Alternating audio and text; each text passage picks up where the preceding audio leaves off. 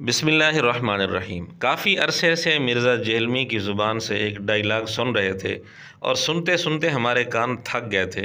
بارہا مرزا جہلمی نے ویڈیوز میں یہ بات کی کہ ہمارا مقدمہ گورے کی عدالت میں لے جائیں، فیصلہ گورے کی عدالت سے کروائیں، گورے کا کوئی بابا نہیں ہے، گورے کا کوئی فرقہ نہیں ہے، وغیرہ وغیرہ۔ اور یوٹیوب کی تعریف کرتے کرتے مرزا تھکتا نہیں تھا۔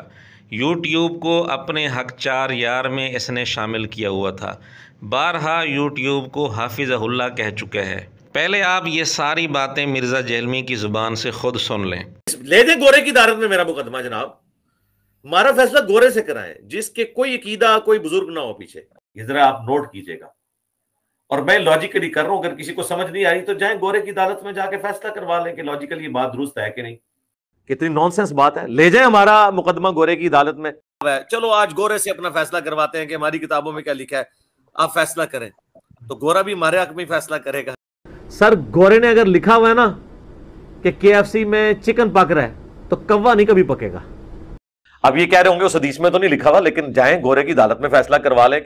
کام یوٹیوب حفظہ اللہ تعالی اور گوگل دامت برکاتہم عالیہ اور فیس بک مدہ ذلہ اور آیت اللہ واٹس ایپ، تو ان چار حق چار یار یہ جو اللہ نے دیے ہیں ہمیں، گوگل، یوٹیوب، فیس بک، واٹس ایپ، لیکن یوٹیوب حفظہ اللہ تعالی، فیس بک دامت برکاتہم عالیہ، آیت اللہ واٹس ایپ، ٹک ٹاک حفظہ اللہ تعالی، ان سب کی برکت سے اب کوئی کسی کے خلاف کچھ بھی نہیں کر سکتا۔ جی ناظرین، آپ نے کچھ نمونے سن لیے جن سے یہ بات بالکل واضح طور پر ثابت ہوگی کہ مرزا جہلمی کو گوروں کا فیصلہ کتنا پسند ہے۔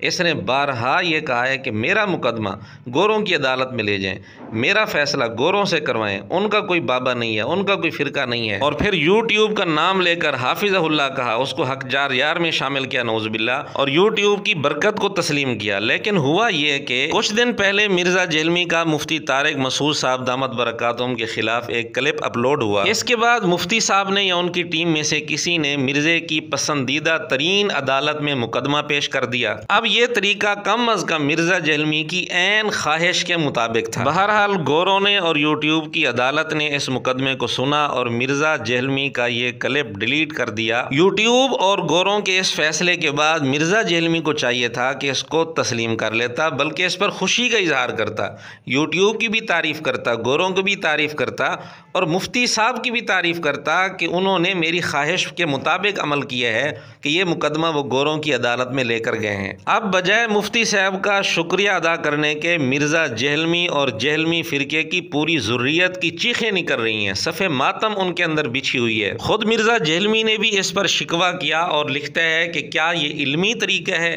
اب مرزا جہلمی کو تو چاہیے تھا کہ اس مفتی صاحب کا شکریہ ادا کرتا، اس کے اصولوں کے عین مطابق مفتی صاحب نے یہ طریقہ اختیار کیا تھا تو اسے شکریہ ادا کرنا چاہیے تھا، بجائے شکریہ ادا کرنے کے اس پر شکوہ کر رہا ہے۔ مرزے کے ایک سٹوڈنٹ نے لکھا کہ یہ گھٹیا حرکت ہے۔ اسی طرح مرزے کے خاص شاگرد عرفان اور بلال قریشی، انہوں نے بھی اپنے اپنے انداز میں کلپ بنا ڈالے، تاکہ مرزے کا انتہائی خاص شاگرد بلکہ جانشین وہ بھی میدان میں آ گیا، اس نے بھی کلپ بنا ڈالا۔ ان سب کا اپنے اپنے انداز میں رونا دھونا شروع ہو چکا ہے۔ اس ایک بات سے ہی اندازہ ہوتا ہے کہ مرزے کے جتنے شاگرد ہیں بھیڑوں کی طرح ہیں، مرزا جس طرف اشارہ کر دیتا ہے اندھے ہو کر چل پڑتے ہیں۔ حالانکہ ان کو چاہیے تھا مرزے کو سمجھاتے کہ ہمارے گروجی، آپ کی خواہش تھی، آپ کا پسندیدہ طریقہ تھا، آپ کی پسندیدہ عدالت تھی، مفتی صاحب نے وہاں مقدمہ پیش کیا، آپ کو تو خوش ہونا چاہیے تھا، اس فیصلے کو تسلیم کرنا چاہیے تھا۔